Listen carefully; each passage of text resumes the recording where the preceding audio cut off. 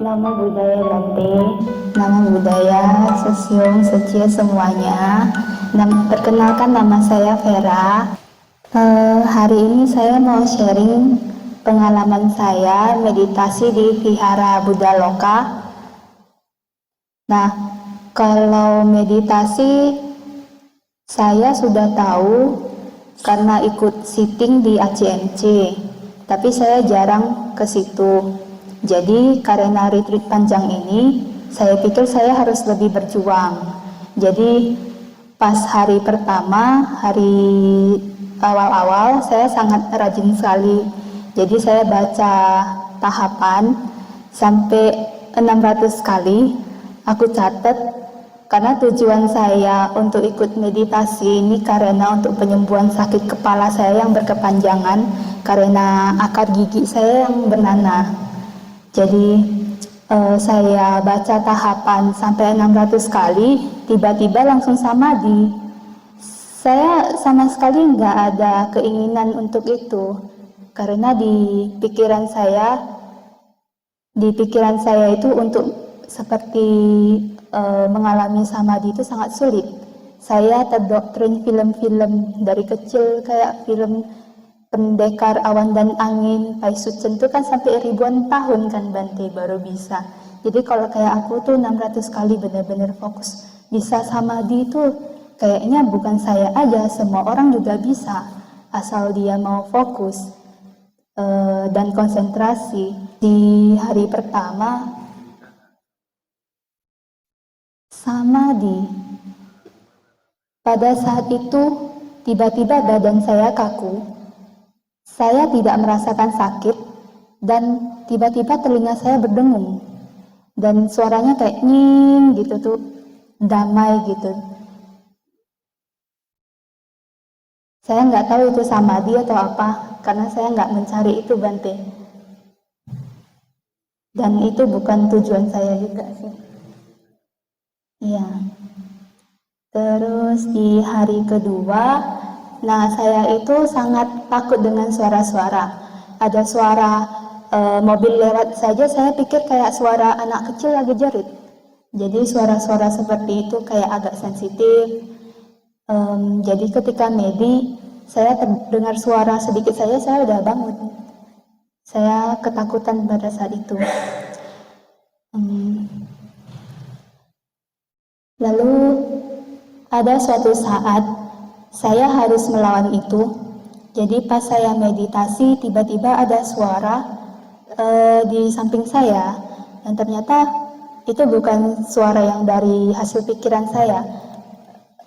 Maksudnya itu suara yang real. Jadi sebenarnya pikiran saya yang menipu saya sendiri. Di hari keempat pas saya medi, saya mulai merasakan ada denyutan di rahang atas, area akar gigi yang bernanah. Sebenarnya sudah dibersihkan, tapi ketika medi itu aku merasakan ada yang muter di sini. Lalu ada terkoneksi ke sini, terkoneksi ke kepala. Mungkin saja memang belum benar-benar sembuh atau ada koneksi sesuatu yang aku masih belum mengerti. Lalu saya, karena ini tujuan saya harus melampaui ini. Saya terus membaca tahapan sampai suatu saat memang sakit di sini, lalu ada jarum di sini juga, kayak ada tusukan juga di sini juga, di leher juga ada. Tapi karena saya merasa sayang kalau saya udah ikut retreat meditasi terus saya nggak ada kesembuhan sedikit atau ada kesembuhan total, jadi saya berusaha. Lalu pada saat itu saya merasakan ada sensasi dingin. Nah dinginnya itu di area kepala dan dia itu bentuknya kayak jaring gitu, jadi terkoneksi di atas kepalaku. Jadi saya anggap ya mudah-mudahan Bante itu ada penyembuhan sedikit ya. Sekarang itu kadang-kadang memang ada merasa denyutan lagi, cuman saya udah nggak mau hirauin. Ya kadang-kadang juga ada merasa tegang juga sih di sini. Ya saya coba untuk nggak terlalu hirauin, karena ya mungkin harus ada proses. Lalu yang paling saya takutkan itu terjadi di sini. 10 tahun yang lalu saya trauma. Saya pernah trauma 10 tahun yang lalu, saya depresi. Saya nggak bisa makan, nggak bisa tidur, makan cuma 1 sendok. Tidur juga nggak tenang selama 1 minggu Bante. 10 tahun yang lalu.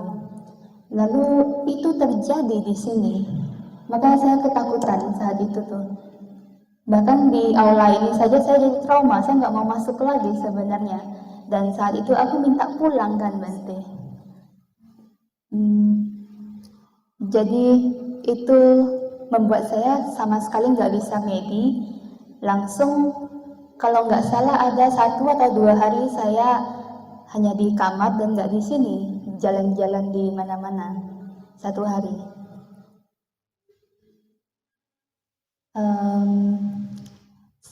Kemudian saya mendapati ada teman-teman setia-setia di sini yang baik hati, yang mau sharing ke saya, membuka pikiran saya, lalu saya mau mencoba.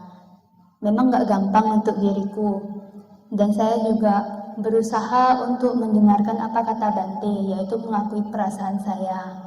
Lalu akhirnya saya mengakui perasaan sakit saya, perasaan apapun yang terjadi di masa lampau atau di masa kini.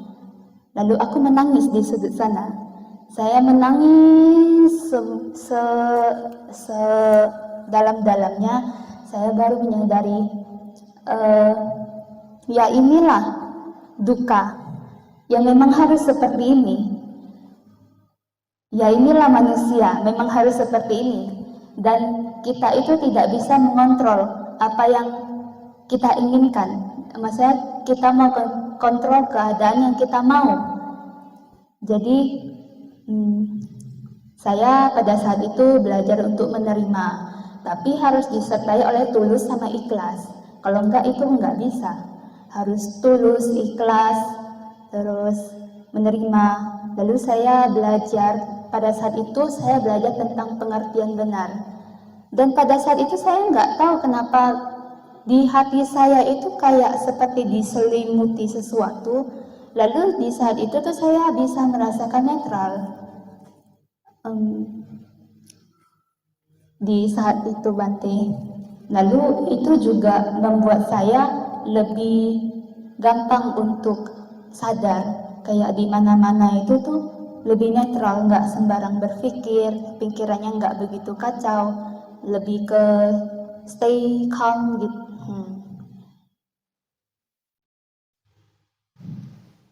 Karena saya belajar tentang pendewasaan dikarenakan oleh Setia di sini, katanya yang dengan rasa sakit seperti itu saya harus masuk di sini lagi, saya trauma, saya harus melampaui ini. Habis itu Setia juga suruh aku nggak boleh di kamar, harus di sini, harus di aula, supaya aku belajar tentang pendewasaan.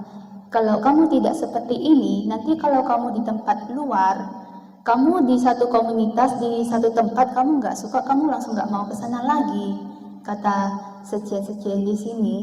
Dan akhirnya ya sudahlah, aku mencoba, dan akhirnya karena itu juga aku mendapatkan pengertian benar ini. Cuman memang ya namanya manusia, kadang aku bisa masih terseret dari ini.